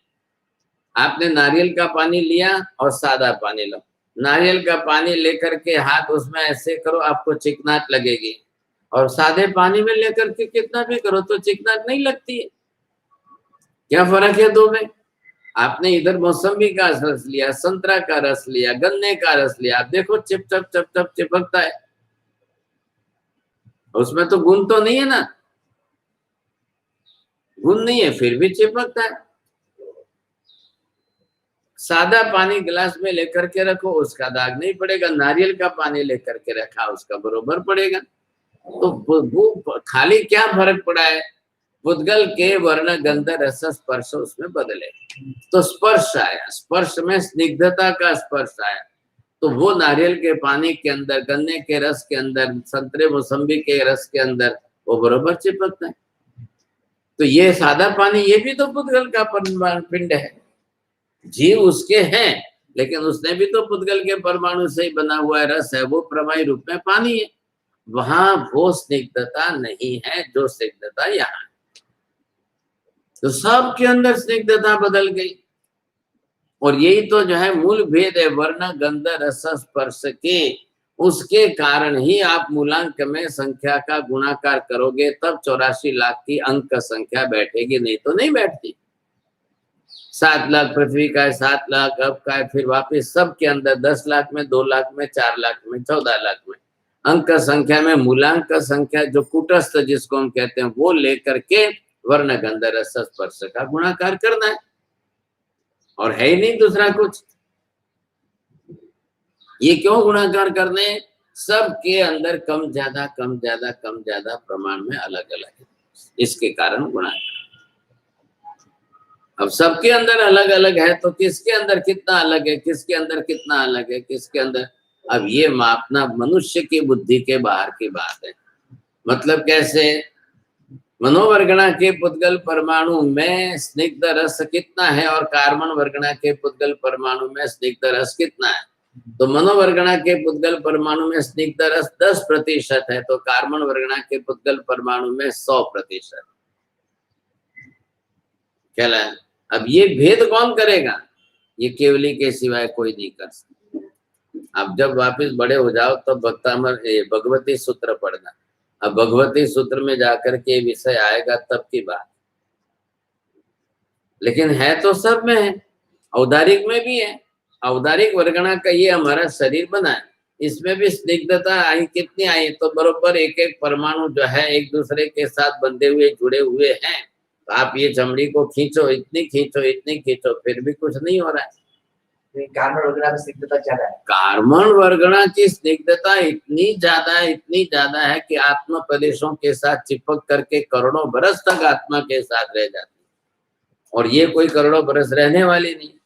यही परमाणु अभी स्निग्ध रस से बंधे हुए हैं, और ये 80-90 बरस की उम्र में आए तो चमड़ी जो है लटकने लग जाती है। जरा अवस्था जरा मतलब क्या, शरीर नहीं, शरीर आपके पास वही शब्द आएंगे, जर्जरित हो करके आए, ख्याल है।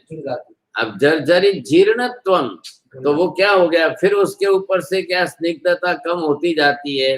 अब वो स्निग्धता कम होती जाती है तो ऊपर से चमड़ी के ऊपर से पपड़ी बिखरने लगती है, एना परमाणु छूटा पड़वा मांडे ख्याल है कि नहीं। एक बार ऐसे ऐसे ऐसे आप करो तो जो है सफेद सफेद पपड़ी ऊपर से निकलती रहे और फिर चमड़ी लटकती है। अब वृद्ध अवस्था के 80 ऊपर के गए हुए लोगों को देखो बरोबर जो है, हाँ अब किसी ने अपना शरीर योगासन प्राणायाम व्यायाम से कस के रखा हो तो बात अलग है, और वो बरोबर रोज स्निग्ध स्पर्श दे करके पोषण करता हो तो बात अलग। मतलब घी तेल आदि खाता हो बरोबर, तो खा पी करके पोषण करता हो रहेगी, हाँ इसमें क्या हुआ, वो बरोबर बनी रहेगी। अब जो लोग वर्षों तक आंबिली करते रहते हैं तो उनके अंदर फर्क पड़ जाता है वर्ण गंध रस स्पर्श में। तो पुद्गल ही तो है, चय आप चय तो हो ही रहा है कि नहीं, चय अपचय मतलब पूर्ण गल, तो वर्ण में भी फर्क पड़ जाता है, सब में फर्क पड़ेगा, वर्ण गंध रस स्पर्श सब बदलेंगे, इसमें क्या हो गया। लेकिन वो करना पुद्गल के अंदर हो रहा है, आत्मा के अंदर तो और ही अलग हो रहा है, निद्रा हो रही है ना। तो आत्मा के अंदर भावों की विशुद्धि आएगी, रस आदि की जो है शुद्धि आएगी, अब वो अध्यवसाय से लानी पड़ेगी। तो सिद्ध की आत्मा के प्रदेश भी वही, वो भी आत्मा ही है, उसके भी असंख्य प्रदेश है, और एक एक सिद्ध की आत्मा पर वहां पर भी अनंत पुद्गल परमाणु है और कार्बन वर्गणा के परमाणु भी है। और इसी के साथ पृथ्वी का, आपका तेव का, वायु का, वनस्पति काय के सूक्ष्म 5 प्रकार के जीव अनंत है। पहले क्यों निगुत पकड़ा आपने, मैंने जब पृथ्वी का आपका हूँ सब बोल रहा हूँ, फिर भी आप एक ही पकड़ के बैठे। सब है, सूक्ष्म जीव सब है, इतने अनंत जीव और इतने अनंत पुद्गल की वर्गना सब सिद्ध आत्मा के ऊपर है और अनंत काल तक है।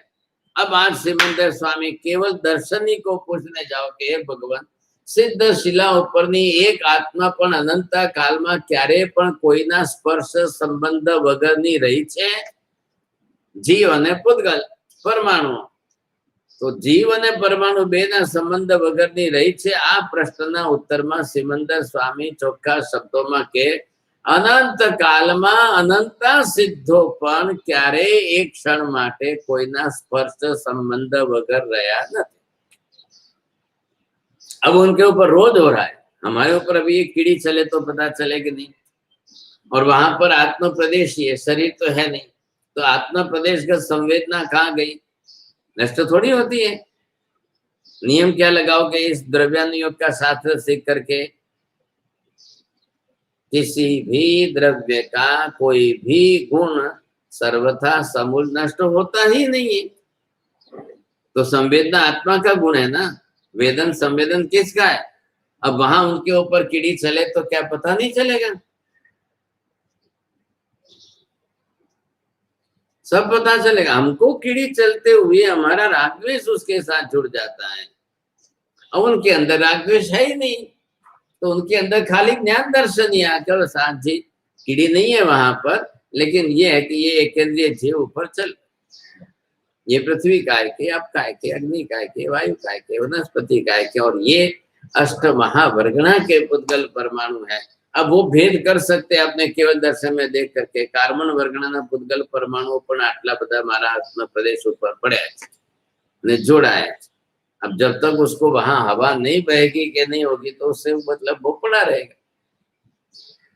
उनको क्या है कि पड़ा हुआ होते हुए भी वो ग्रहण नहीं कर रहे हैं, और वो ग्रहण करके उसको परिणमन करके रूपांतरित करके आत्मा अपने आप में कर्म बांध नहीं रही है। ख्याल है क्या नहीं, बात यहाँ पर है, बिल्कुल नहीं है, तो वो कर ही नहीं सकते, तो ग्रहण ही नहीं होगा। मम्मी पालीतना चली गई 4 महीने चौमासे के लिए, और इधर जो है चौमासे के पहले आटा आया हुआ पड़ा था, तो मम्मी ने वहां से फोन किया कि बेटा वो आटा पड़ा है, कुछ कर ले, जल्दी खा ले। अब बेटा बोलता मम्मी मेरे को कुछ भी नहीं बनाना आता है, वो आटा पड़ा रहा है, ऐसे ही कुछ नहीं किया। आखिर मम्मी ने भुआ के जीवात पर से तो जईने जे छे बीजाने गायने खवડાવી देती, પછી પહેલાથી જ ઉપયોગ કરી ले। परमाणु पड़े हैं, आटा पड़ा है, जब तक कोई उसका उपयोग करने वाला नहीं है वहां तक डब्बा में ऐसे ही पड़ा है, भले 12 महीने पड़ा रहो, जड़ पदार्थ है, पड़ा है तो पड़ा है, क्या परिणमन कैसे होगा? तो यहाँ पर ये कार्बन वर्गना के पुद्गल यहाँ पे परमाणु जो चेंज होते रहते हैं, वो अपने आप में होंगे, उनकी गति आदि होगी, वो अपने आत्मा ग्रहण करे तो, हाँ वही बोल रहा हूँ। हाँ ग्रहण करोगे तो आत्मा प्रदेशों के साथ चिपक जाएंगे, हाँ ग्रहण नहीं करोगे तो पड़ा रहेगा। यहाँ पे तो परिवर्तन सतत चालू है, हाँ लेकिन ऊपर तो वो ऐसे कैसे पड़े हुए पड़े हैं बस। यहाँ जैसे ये मिट्टी जम गई कि नहीं, चालू नहीं रोज गाड़ियां जाती आती, उसका धुआं निकलता है, वो काला काला जम है। अब झाड़ू नहीं निकालोगे तो रोज ऐसे ही पड़ा रहेगा। तो वहां पर उनके शरीर पर पड़ा है, वहां पर जाके कौन झाड़ू निकालने वाला है? अब कोई जाकर के किसी को दया आवे કે ભગવાન તમારા ઉપર આટલા બધા પરમાણુ, તમારા ઉપર આટલા બધા જીવો, સાહેબ તમે તો કઈ કરતા નથી, તો મંદિર સ્વામી કે મારે કઈ કરવાની જરૂર શું છે? और नहीं करो तो मुझे क्या फर्क पड़ता है, करो तो मुझे क्या अच्छा लगने वाला है, पड़ा रहे तो मेरा क्या नुकसान होने वाला? मैं ग्रहण नहीं कर रहा हूँ, मैं ले नहीं रहा हूँ, अंदर ले करके मेरे आत्मा प्रदेशों के साथ उसको परिणमन करके चिपका के कर्म नहीं बना रहा, बस बात पूरी हो गई। अब अनंत है तो सब है, जीव भी है सब, और सूक्ष्म जीव है, तो एक जीव की संख्या कितनी हुई? अब आदेश्वर भगवान ने अपनी अवगाहना वहां पर जो बनाई है वो 333 बिट की बनाई है, क्योंकि शरीर ही 500 धनुष का था। अब इतनी बड़ी अवगाहना लेकर के वो वहां पर सिद्ध स्वरूप में बैठे हैं, तो इतनी अवगाहना के प्रदेश में तो सूक्ष्म जीव अनंत आ जाए, और पुद्गल परमाणु कितने आएंगे? 8वें वर्गना के परमाणु कितने रहेंगे? उनको क्या चाहिए? रहने की जगह मिली है, बैठने की जगह मिली है, सब आके बैठ गए। अब अच्छा वो राजी होते हैं क्या एक जी? हमने तो सिद्ध भगवान नो डायरेक्ट स्पर्श थयो, हमने तो सिद्ध भगवान नो डायरेक्ट संबंध थयो। अब कौन राजी होने वाला है? कहाँ से राजी होगा? वो क्या पता चलता है उसको? नहीं होगा। अब वो उसको तो कुछ भी नहीं हो रहा, व्यक्त कक्षा ही नहीं है उसकी। हाँ अभी कीड़ी चले, मंदिर में जाओ और भगवान के ऊपर कीड़ी चले, वांदो चाले, तो इन्हें शू राजी थवानु? वो क्या राजी होगी भाई? नहीं नहीं नहीं, आ जीव ने सारू थे, भगवान नो स्पर्श थयो, એટલે ये हम लोग सोचते हैं, हमारे पास बुद्धि है इसलिए हम सोच लेते हैं, उनको कुछ नहीं। अपन सोचते हैं परमात्मा को जो स्पर्श होता है वो भव्य होता है। हाँ बस बस वो आपने बैठा दिए बात, क्या लेके आपने अपने अंदर बैठा दिए, इसलिए आपको सोचने में, विचार करने में अच्छा लगता है। बात सही है कि गलत? हाँ अच्छा ये पूछ लेना, लिखो ये प्रश्न पूछ के लेना, बात सही है कि गलत, मैं यहाँ पर जवाब देने बैठूंगा। सुना होगा। अच्छा मैं जो आप सुना, आपका ज्ञान बहुत ऊंचा है, बस क्या लाए, इसकी तो जाता है सर। अच्छी बात है ना, मैं कहा ना। हाँ बहुत अच्छी। हाँ। अब जीव के परिणमन की बात आई, अब जीव के परिणमन की बात आई तो जीव के अंदर क्या परिणमन होगा, कैसा परिणमन होगा कि नहीं होगा? अब यहाँ क्या है कि ध्रुवता आपको बरोबर बताएगी। अब ध्रुवता किस रूप में? स्वयं स्वद्रव्य के स्वस्वरूप में एक समान अस्तित्व सदा काल बना रहे, उसमें काल कहीं बिल्कुल बाधा करके बाधक न बने, वो ध्रुव, उसको कहते हैं ध्रुवता। बोलो अब ये बरोबर बोलना शब्द सर। स्वयं काल में स्वयं सदा अस्तित्व बना रहे, ये बड़ी बाधा ना पूछे।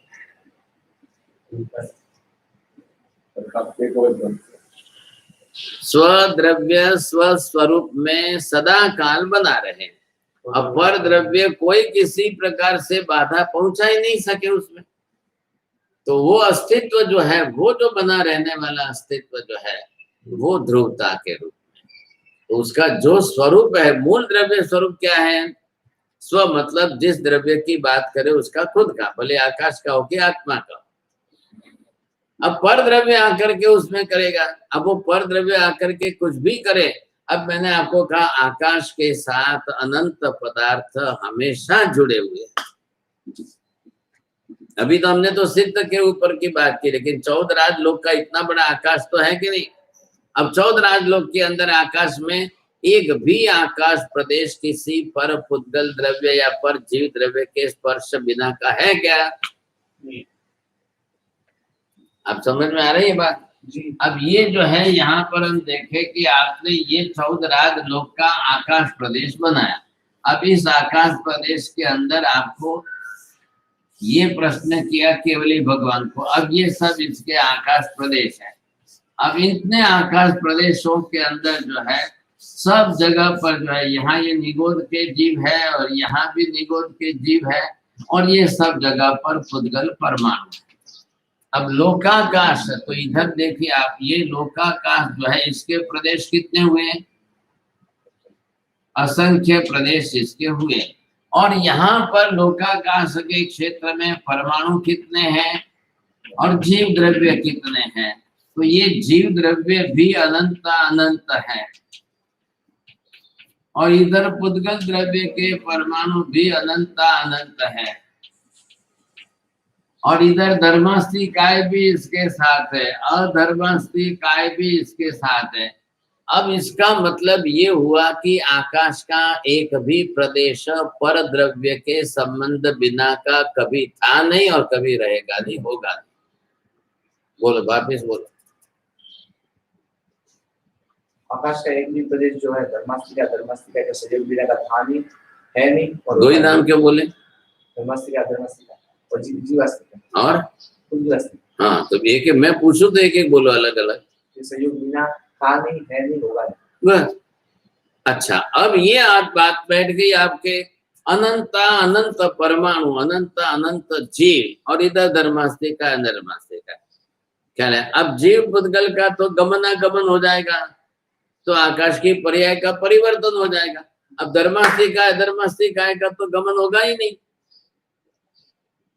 क्यों नहीं होगा? अब ये तो जाने वाले ने गति करते ही नहीं, तो अनंत अनंत काल तक आकाश के साथ धर्मास्तिका या धर्मास्तिका का संयोग तो बन ही गया। अब रही बात किसकी? जीव पुद्गल की। अब ये संख्या में अनंत है और रहेंगे कहाँ? आकाश के बिना तो रहेंगे कहाँ? और धर्मास्तिका के बिना जाएंगे कहाँ? सबका संयोग अनादि अनंत काल का हो गया। फिर भी मूल द्रव्य रूप से आकाश की ध्रुवता बरोबर बनी रही कि नहीं? स्वतंत्र द्रव्य के रूप में अपनी ध्रुवता बरोबर बनी रही। आकाश के अस्तित्व का लोप भी नहीं हुआ और आकाश का परिणमन दूसरे द्रव्य के रूप में भी नहीं हुआ। ये विशेषता। अब आकाश की विशेषता, धर्मास्तिका अधर्मास्तिका की विशेषता और जीवास्तिका के लिए सबसे बड़ी कठिन समस्या किसके साथ है? जीव के साथ है। क्यों है? कि जीव खुद सक्रिय है, अनंत अनंत पुद्गल परमाणुओं को लेता है, छोड़ता है, लेता है, छोड़ता है, लेता है, छोड़ता है, ये उसकी क्रिया चलती रहती है। हम रोज ही श्वास ले रहे हैं, रोज छोड़ रहे हैं। हम रोज भाषा बोल रहे हैं, भाषा वर्गणा के पुद्गल परमाणु छोड़ रहे हैं। हम मनोवर्गणा के पुद्गल परमाणु रोज ले रहे हैं, रोज छोड़ रहे हैं। फिर भी आत्मा के असंख्य प्रदेश में से एक भी प्रदेश का नुकसान हुआ क्या? नहीं। यहाँ आकाश की बात की, यहाँ धर्मास्तिका के साथ कैसे संबंध से बंधे हुए हैं? संबंध से बंधे हुए हैं, लेकिन एक पर्याय, एक द्रव्य दूसरे द्रव्य के रूप में परिणत नहीं हो गया। एक द्रव्य दूसरे द्रव्य के रूप में बदल नहीं जाता है, वो फिर भी अपने स्वतंत्र अस्तित्व को बनाए रखता है। अगर आकाश अनंत काल में धर्मास्तिका जैसा हो जाए या धर्मास्तिका आकाश जैसा हो जाए तो जीवों को गति करनी मुश्किल हो जाएगी और जीवों को अवगाहन करके रहना मुश्किल हो जाएगा। तो ये उसका मूल स्वरूप है कि भले ही अनंत अनंत काल तक दूसरे के साथ संयोग संबंध से जुड़ कर है, फिर भी वो अपना अस्तित्व नष्ट नहीं करता है, अपना अस्तित्व खो नहीं देता है। ये नहीं खोएगा, अस्तित्व बना रहेगा उसका। अब इनकी बात बहुत सरल है, लेकिन इनके साथ यहाँ पर ये जो अकेला आत्म द्रव्य है, अब इस आत्म द्रव्य में आपको ये देखना, ये परमाणु आए आत्मा के साथ जुड़े, ये परमाणु बिखरे, अब फिर दूसरे ही परमाणु आए, ये आए, फिर ये वापस कालांतर में बिखरेंगे। फिर ये परमाणु जो थे वो परमाणु आए आत्मा पर, फिर यहाँ पर आकर चिपक गए। कोई आकर के चिपकेंगे, कोई आकर के सीधे ही चले जाएंगे, श्वासोश्वास के सीधे ही निकल जाएंगे। भाषा वर्गणा के पुद्गल परमाणु सीधे ही निकल जाएंगे। मनोवर्गणा के पुद्गल परमाणु विचार किया और खत्म हो गए, चलेंगे नहीं। गैस चलाया, चालू किया, रसोई की, इतनी गैस गई, खत्म हो गई और सिलेंडर खाली हो। वैसे ही यहाँ पर है, आएगी जाएगी, आएगी जाएगी। गैस निकली अंदर से, अग्नि के रूप में परिणमन हुई, अग्नि के उष्ण स्पर्श से आपकी रसोई बन गई, गैस खत्म हो गई। यहाँ पर क्या है, जीव ले रहा है, श्वासोश्वास के पुद्गल परमाणु लिए, ग्रहण किए, छोड़ दिए। भाषा वर्गणा के पुद्गल परमाणु लिए, अपने ज्ञान के साथ परा प्रशांति मध्यमा वैखरी के साथ उसको जोड़ करके भाषा उच्चार किया, छोड़ दिए, निकल गए। आपने बोला परा प्रशांति वैखरी मध्यमा, नहीं, बस मेरे को इतना ही आता है, आगे और किसी बड़े महापुरुषों से सीखे। मनोवर्गणा के पुद्गल परमाणु लिए, ग्रहण किए और छोड़ दिए, चले गए। अब उनको बांधना नहीं है, संबंध से जोड़ना नहीं है, इनको बांध करके संबंध से पिंड बनाना नहीं था। लिया, उपयोग किया, छोड़ दिए, चले गए। लेकिन कार्बन वर्गणा के पुद्गल परमाणु लिए और छोड़ दिए, चले गए, ऐसा क्यों नहीं होता है? वो बंध संबंध से जुड़कर आत्मा के साथ कर्म बंध करके करोड़ों वर्षों तक रह जाएंगे। एक ही ऐसी है ना। तेजस वर्गणा के पुद्गल परमाणु भी ऐसे हैं, जो आत्मा ग्रहण करके उसको भी आत्मा प्रदेशों के साथ एक रस करके बांध करके रख देता है, वो भी नहीं छूटते जाते। क्या नुकसान करते हैं? वो नुकसान के लिए। उल्टा प्रश्न क्यों? कार्बन तो रोकना संसारी जीव को, तो उसका उल्टा प्रश्न, जो हो रहा है तो उसके लिए साथ जोड़ो। तो ये समझना क्या करना, क्या बादल होगा? मेरे को मालूम नहीं, चलो छोड़ दो, समझेगा। मैं ऐसे प्रश्नों के मैं उलझ जाऊंगा तो मेरे लिए बहुत मुश्किल। अब यहाँ पर जो है दूसरे भी है, अब वो आते हैं, संबंध होता है, जुड़ रहे, छोड़ रहे। अब इधर देखो, किस लिए हमने बात की, ये प्रक्रिया कितनी बार हुई? अनंत का अनंत बार गुणाकार करो, इतनी बार हुई।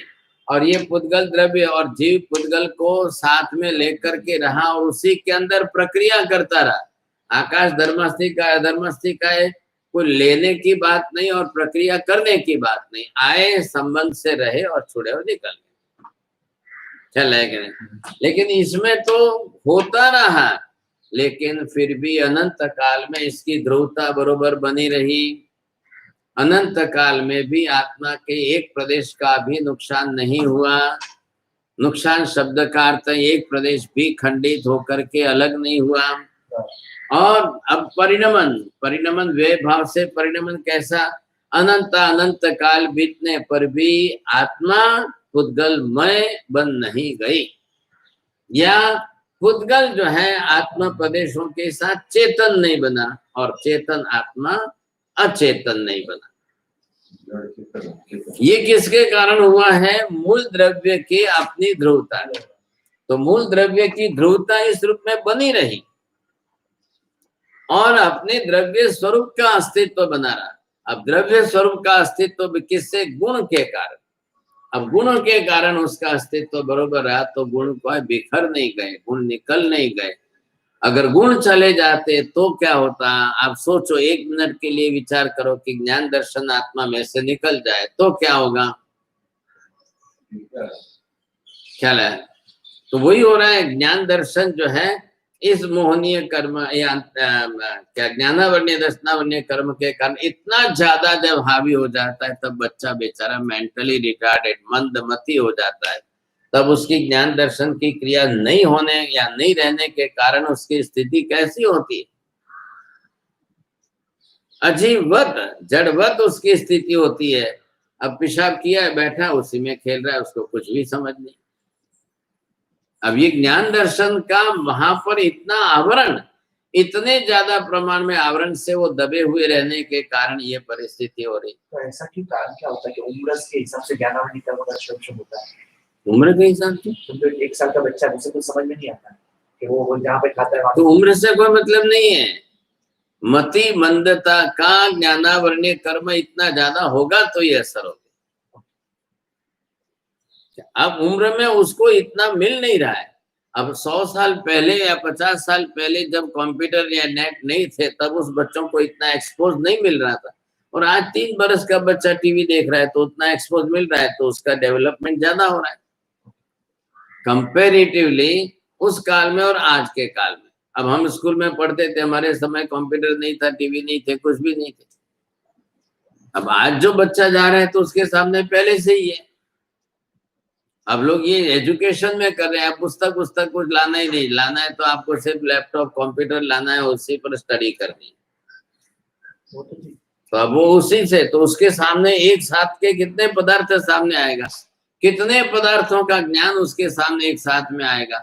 अब बुद्धि तो उसकी उसे जितना मिलेगा उसमें विकसित हो जाएगी। तो हमारे प्राचीन काल के अंदर इतनी बुद्धि क्यों उसको मिलता नहीं था, तो क्या मिलता था, माँ बाप के संस्कार मिल जाते। तो फिर 11 बजे कर्म का क्षण ज्यादा है, ऐसा कह सकते हैं?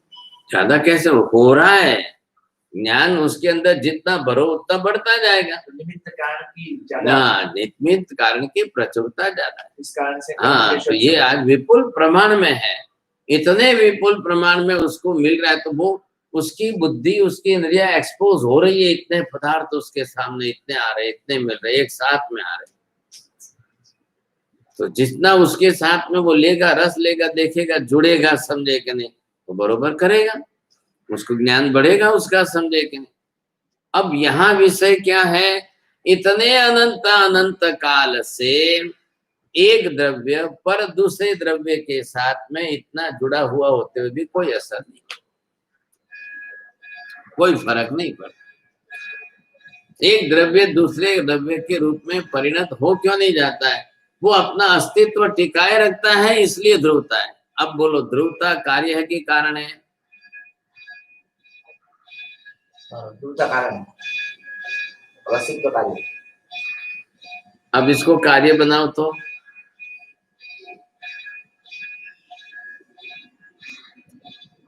परस्पर दोनों में कार्य कारण भाव जोड़ो ना। अस्तित्व के कारण ध्रुवता, और ध्रुवता के कारण अस्तित्व। अब ध्रुवता को कालिक में ले जाओ तब, और पदार्थगत साथ में जोड़ो तब।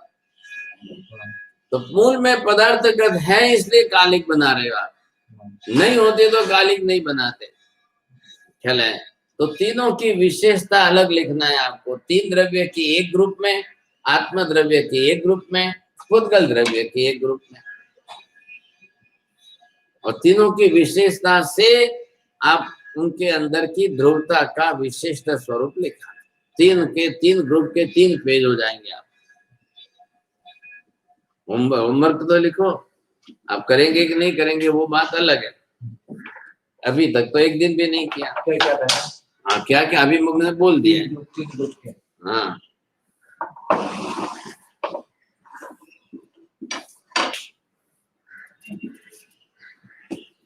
खाली 3 ग्रुप के एक शब्द में समझ में आ गया।